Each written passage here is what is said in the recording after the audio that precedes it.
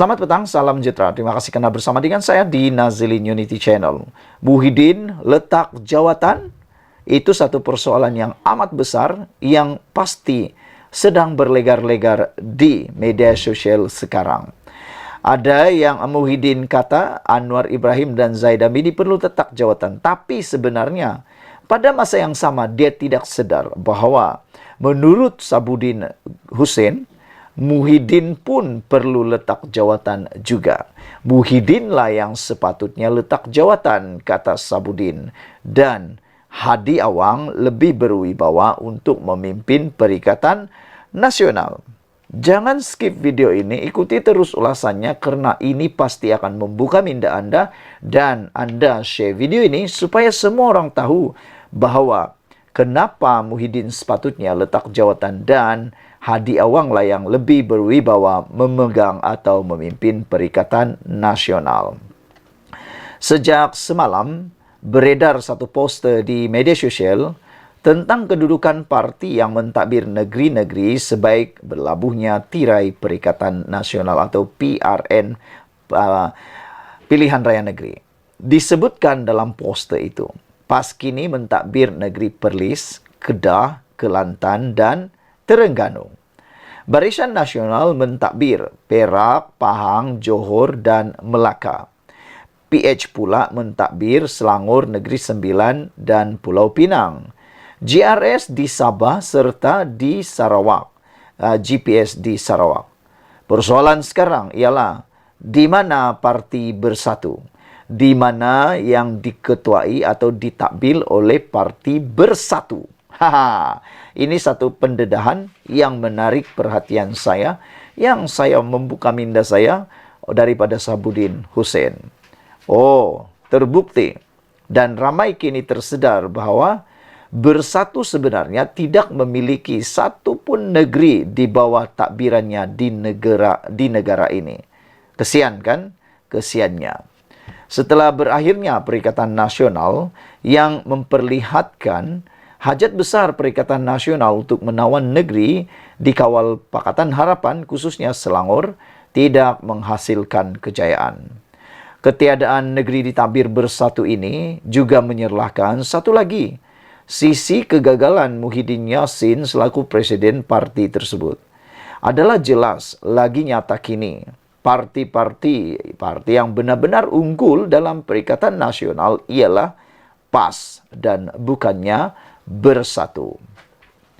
Menyusuli kejayaan memenangi paling banyak kerusi parlimen pada PRU 15 lalu, pencapaian PAS sekali lagi amat membanggakan dalam PRN yang baru saja berakhir Sabtu lalu. Di Kedah, Kelantan, dan Terengganu, tanpa Bersatu dan PAS bergerak secara solo pun, sebenarnya mereka mampu mencipta kejayaan yang gemilang. Tidakkah dengan keadaan ini, Muhyiddin sepatutnya ada sedikit rasa malu dan wajar meletak jawatan selaku pengerusi Perikatan Nasional? Di sisi yang lain pula, jika dibandingkan antara PAS dengan Bersatu, parti pimpinan Hadi Awang itu juga sentiasa jelas salah tuju perjuangannya serta amat berwibawa di mata pengundi. Sebab itu yang benar-benar diterima oleh pengundi Melayu ialah PAS. Dan apa yang berlaku sepanjang kempen adalah kebangkitan gelombang hijau dan bukan gelombang biru kelabu. Dengan kedudukan parti yang kukuh, berwibawa dan sentiasa berkembang, ahli parlimen lebih ramai serta menguasai 4 negeri. Perikatan Nasional sepatutnya lebih wajar diketuai oleh pemimpin daripada PAS berbanding Bersatu. Lalu, bila lagi Muhyiddin nak letak jawatan dan serah jawatannya kepada Hadi Awang? Tidak harus kita lupa, satu lagi kecacatan Muhyiddin sebagai pemimpin ialah beliau kini merupakan kluster mahkamah sama seperti Presiden UMNO Ahmad Zahid Hamidi. Dalam kedudukan demikian, selain tidak pernah bersedia melepaskan jawatannya dalam parti, Muhyiddin diketahui masih lagi bercita-cita untuk jadi Perdana Menteri. Jika peluang terbuka, pasti Muhyiddin lebih menombor satukan dirinya untuk mengisi jawatan Perdana Menteri berbanding Hadi Awang atau Hamzah Zainuddin. Dalam hal ini, apa bezanya beliau dengan Zahid Hamidi?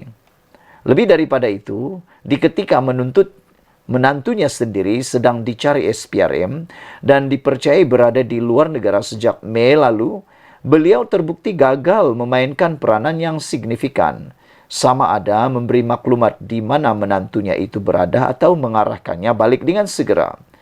Sebagai bekas Perdana Menteri dan masih bercita-cita untuk jadi Perdana Menteri, Muhyiddin seharusnya sadar beliau ada tanggung jawab moral untuk memastikan dirinya serta ahli keluarganya sentiasa patuh kepada undang-undang negara.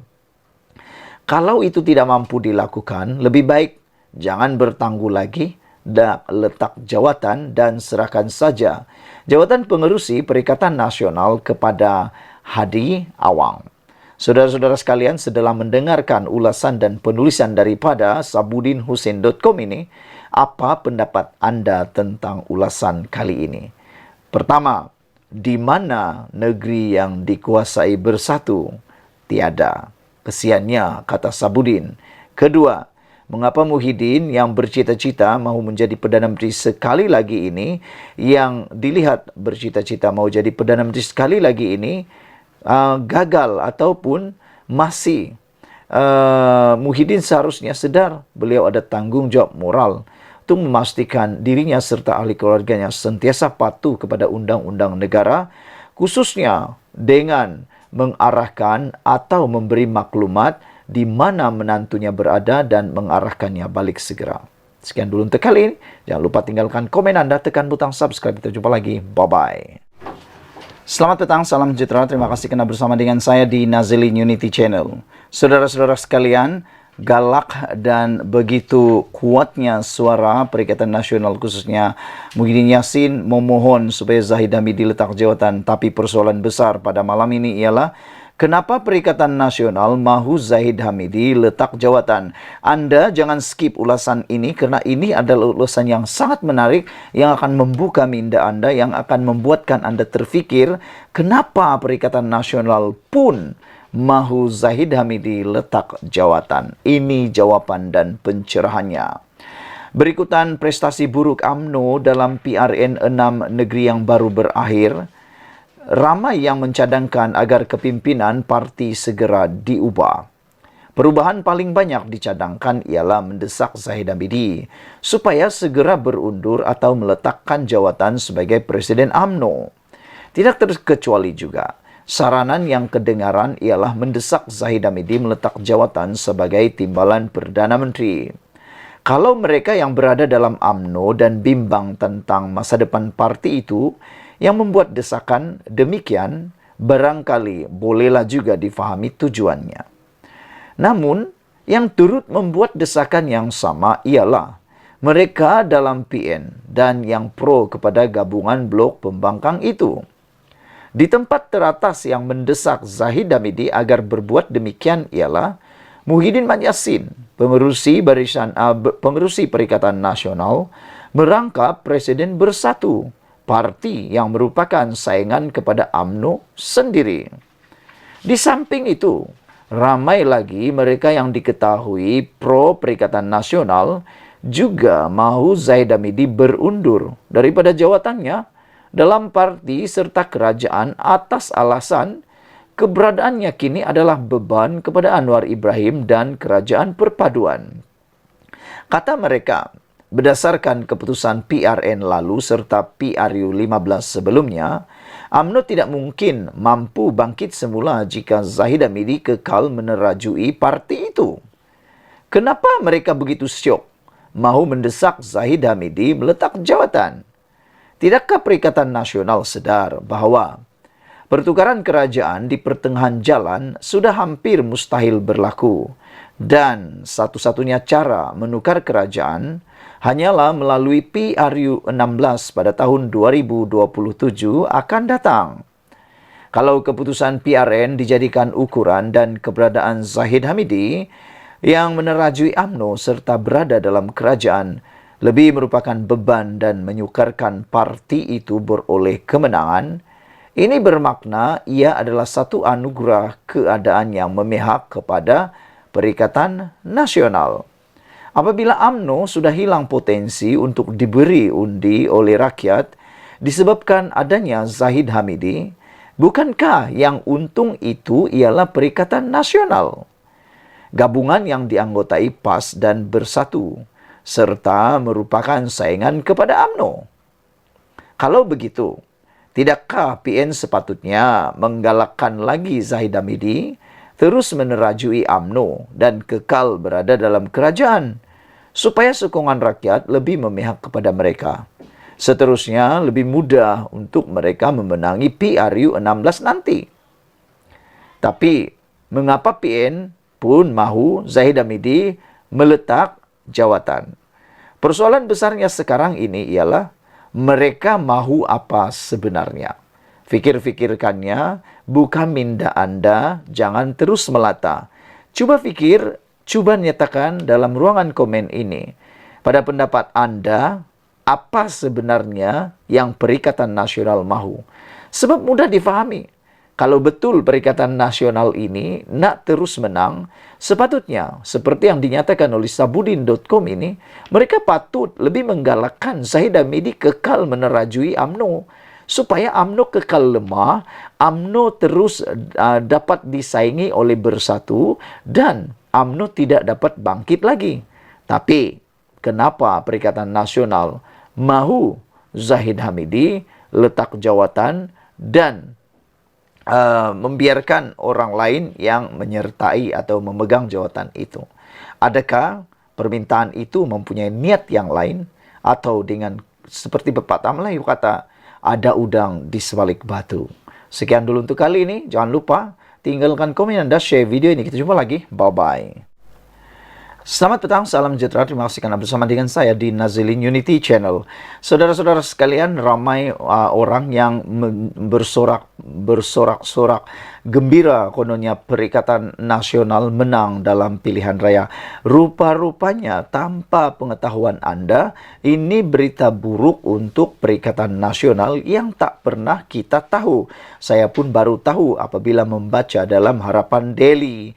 Harapan Daily melaporkan bahwa dalam keputusan PRN baru-baru ini, 18 calon Perikatan Nasional hilang deposit, manakala 19 kerusi muda atau 19 calon daripada parti muda turut mengalami nasib yang sama, hilang deposit. Jadi, adakah ini sesuatu yang perlu dibanggakan oleh Perikatan Nasional dan Muda? Nampaknya, rupa-rupanya 18 calon ini daripada Perikatan Nasional ini juga telah ditolak oleh rakyat. Seramai 96 calon yang bertanding kerusi Dewan Undangan Negeri dan PRN 6 Negeri semalam terpaksa berputih mata apabila kehilangan uang deposit masing-masing. Situasi itu menyaksikan semua calon daripada Ikatan Demokratik Malaysia, iaitu Muda, terpaksa melepaskan kesemua deposit mereka apabila kecundang dalam cubaan merebut tempat di 20 dun yang ditandingi parti itu. Sementara itu, Perikatan Nasional pula menyaksikan 18 calon mereka hilang deposit, seperti infografik yang dikongsi pengguna media sosial. Berikut ialah jumlah calon hilang deposit mengikut parti.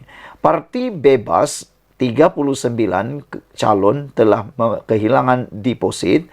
Parti Muda di tempat yang kedua dengan 19 calon kehilangan deposit, manakala di tangga yang ketiga daripada Parti Perikatan Nasional dengan 18 calon kehilangan deposit. Manakala di tempat yang keempat pula ialah PRM sebanyak 13 calon yang kehilangan deposit. Di tangga yang kelima ialah PSM dengan 4 calon kehilangan uang deposit. Di tangga yang keenam, PFP daripada mendapat ataupun telah pun 2 orang calon kehilangan deposit. Dan yang ketujuh, yang terakhir ialah PUR turut kehilangan 1 kerusi ataupun 1 calon mengalami kehilangan uang deposit. Secara totalnya ataupun secara jumlah keseluruhannya 96 calon kehilangan uang deposit. Daripada senarai ini yang membanggakan ataupun yang mungkin membuatkan Perikatan Nasional terkejut ialah apabila tidak ada satupun ataupun tiada dalam senarai ini seorang pun calon daripada Pakatan Harapan BN yang kehilangan wang deposit. Ini bermakna calon-calon daripada gabungan PHBN masih dipilih sebagai calon ataupun sebagai wakil rakyat walaupun mungkin kalah, dan menunjukkan memang ada penerimaan di kawasan tersebut tetapi mungkin kalah disebabkan faktor-faktor tertentu. Manakala Pakatan Harapan BN pula berjaya mengekalkan semua kerusi yang ditandingi wang pertaruhan mereka. Setiap calon yang bertanding akan hilang wang deposit sekiranya gagal memperoleh 1/8 atau 12,5% undi daripada jumlah keseluruhan undi yang dikira.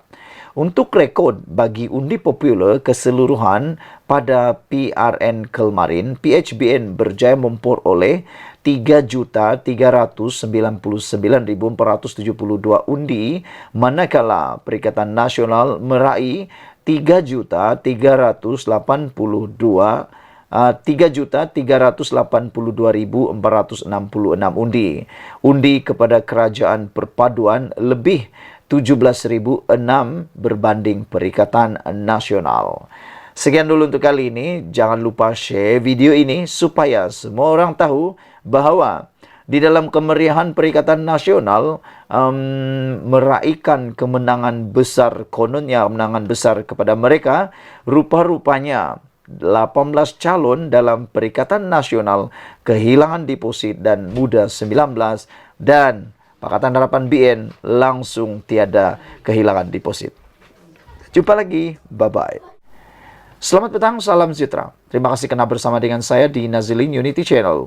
Kemarin selepas keputusan diumumkan, begitu hangat dan begitu galaknya, begitu kuatnya suara Perikatan Nasional, khususnya daripada pengurusi Perikatan Nasional yaitu Muhyiddin Yassin, yang kononnya menghendaki mengarahkan Anwar Ibrahim dan juga Zahid Hamidi meletakkan jawatan. Namun demikian, gara-gara lantangnya Muhyiddin Yassin menuntut Zahid Hamidi dan juga Anwar Ibrahim meletakkan jawatan, akhirnya beliau sendiri terkena semula. Apabila apa yang beliau kata kini kembali semula kepada beliau. Ini apabila seorang pemimpin daripada UMNO memberikan peringatan, mengulang cerita semula dan mengingatkan semula netizen dan rakyat Malaysia bahawa bila Perikatan Nasional kalah teruk dalam PRN di Melaka dan Johor, Muhyiddin tak pula letak jawatan, kata Puan Zarkasi.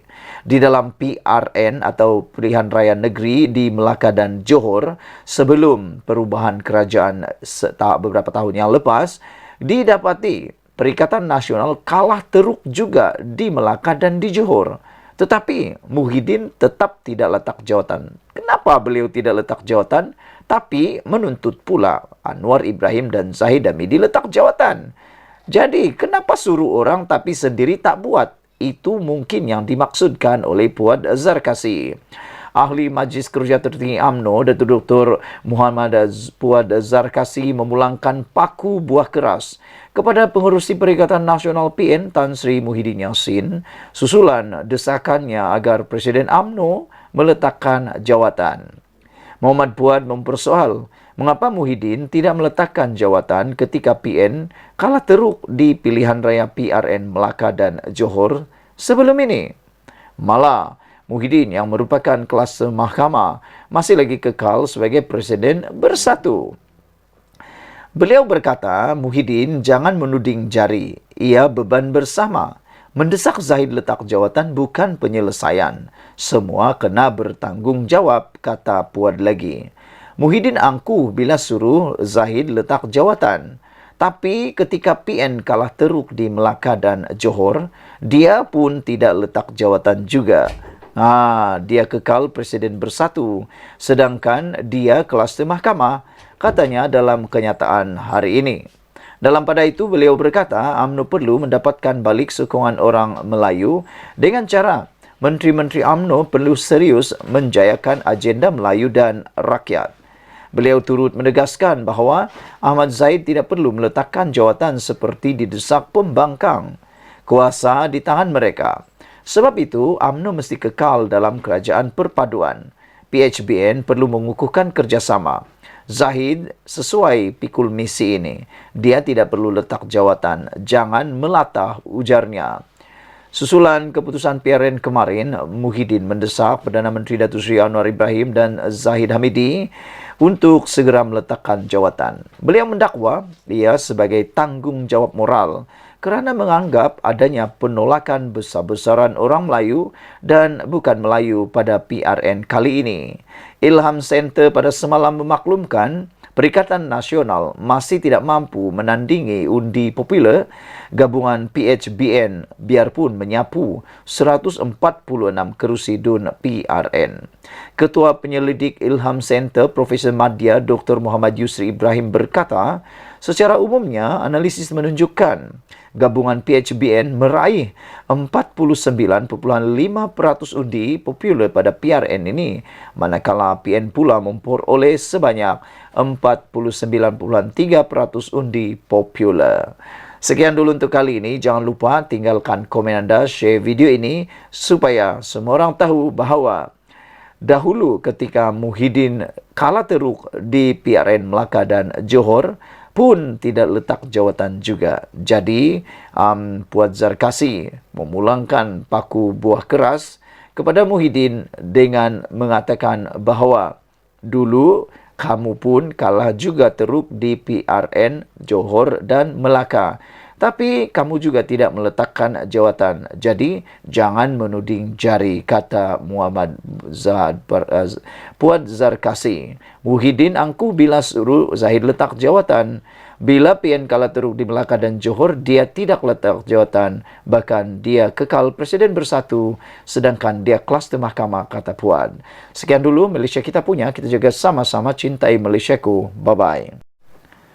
Selamat petang, salam sejahtera. Terima kasih kerana bersama dengan saya di Nazilin Unity Channel. Saudara-saudara sekalian, beberapa jam selepas keputusan rasmi PRN di 6 buah negeri diumumkan, ini satu kejutan yang paling besar, iaitu 2,000 kertas undi Sungai Kandis hilang.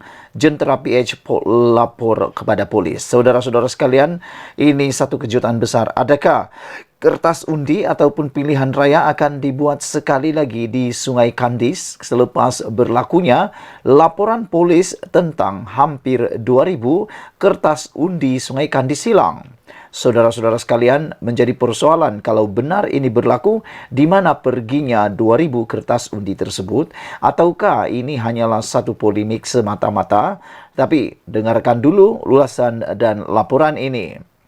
Dipetik daripada Harapan Daily, sejak semalam kecoh apabila hampir 2,000 kertas undi di DUN Sungai Kandis didakwa hilang ketika proses perjumbahan undi 12 Ogos lalu.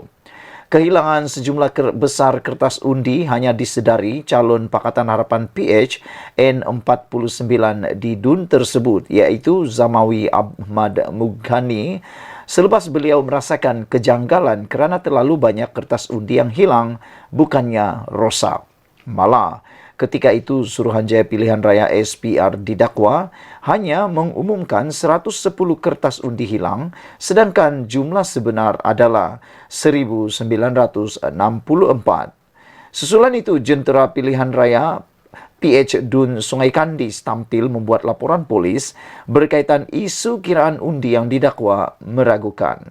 Laporan itu dibuat Syari Abdul Malik, iaitu wakil calon Muhammad Zawawi Ahmad Mughani di Ibu Pejabat Polis Daerah IPD Shah Alam di sini kira-kira pukul 3.56 petang tadi. Syari berkata, beliau dan jentera mendapati berlaku keraguan di pusat-pusat mengundi di DUN tersebut, termasuk melibatkan 1,964 undi yang tidak dikembalikan. Biarpun kita kerusi kalah dengan hanya 167 undi, perkara ini dianggap keraguan besar kerana semua undi yang dinyatakan tidak dimasukkan dalam peti undi. Kita ada membuat bantahan namun kurang dilayan dan perlu membuat laporan polis serta petisyen bagi tindakan lanjut, katanya ketika ditemui media di luar perkarangan IPD itu. Pertembungan tiga penjuru kerusi itu dimenangi calon Perikatan Nasional Wan Zahanurin Ahmad dengan majoriti 167 undi selepas memperoleh 28.926 undi menewaskan Muhammad Zawawi dengan 28.759 undi dan Alverena Safira Sarif dari Pakatan Ikatan Demokratik Muda 1341 undi. Sementara itu, pengarah pilihan raya DUN itu, Saril Sahwkat Ali berkata, pihaknya memandang serius perkara berkenan dan mengharapkan siasatan dilakukan. Kami juga sudah mendapatkan nasihat pengamal undang-undang bagi membuat laporan polis mengenai isu tersebut. InsyaAllah, kelepas ini kami akan membuat tindakan susulan dengan petition di mahkamah, katanya lagi. Pada pilihan raya kecil PRK 2018, Muhammad Zawawi menang di DUN berkenan dengan majoriti 5.842 undi selepas menewaskan calon BN Datu Lokman Nur Adam. Saudara-saudara sekalian, ini satu kejutan besar dan ini satu perkara yang mungkin akan membuatkan pengundian buat sekali lagi ataupun keputusan PRN dibatalkan.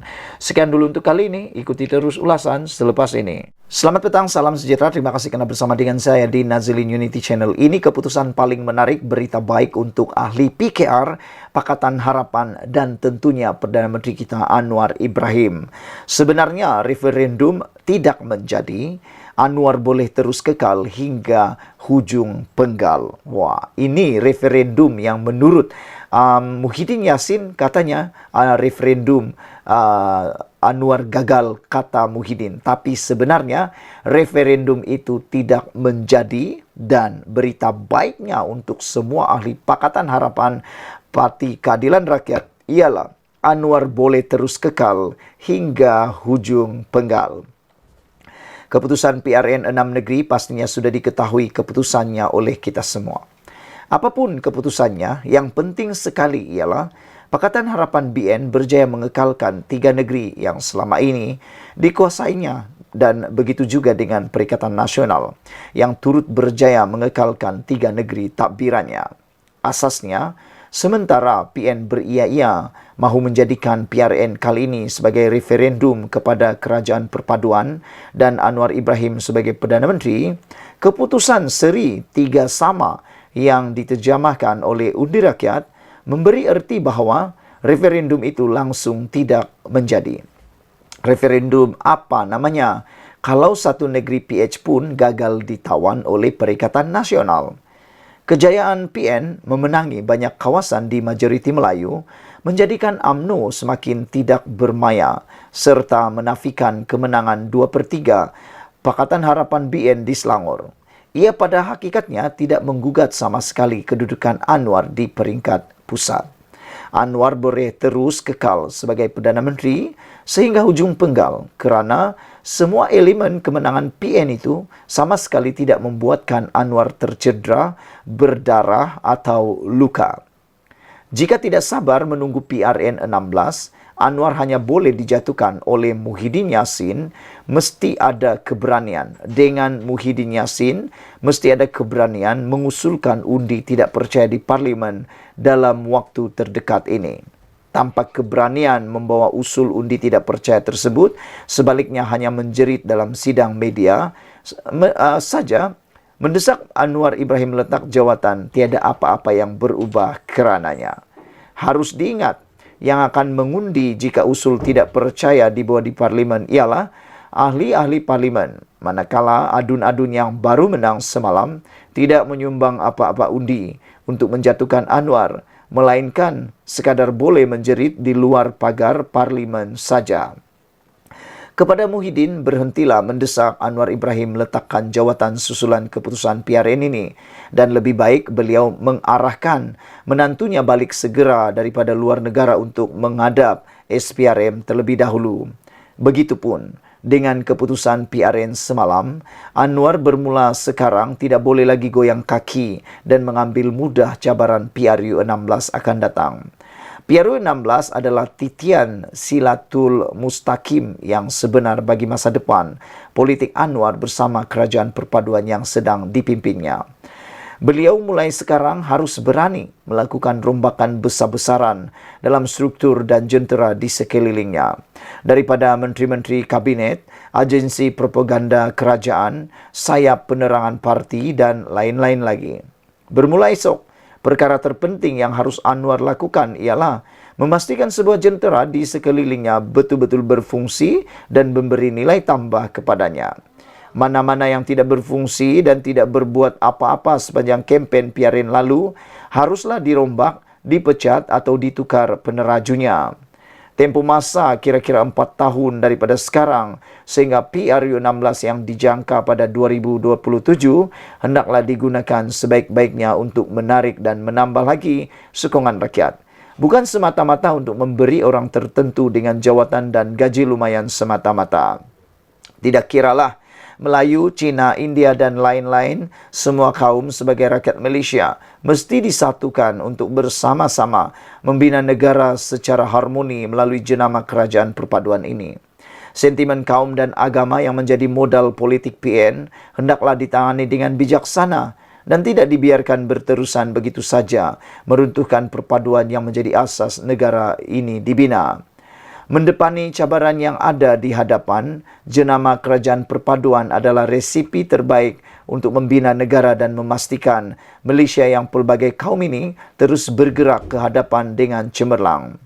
Di tangan Anwarlah kini bagaimana untuk meletak rempah ratus, cili, garam, gula dan lain-lainnya dimasukkan dengan sempurna agar hidangan yang disiapkan bukan saja cantik hiasannya tetapi juga enak untuk dinikmati. Ditulis oleh Sabudin Hussein. Sekarang anda menentukan komen anda. Apakah anda juga setuju dengan laporan kali ini? Sekian dulu untuk kali ini. Jangan lupa tinggalkan komen dan tekan butang subscribe. Kita jumpa lagi. Bye-bye.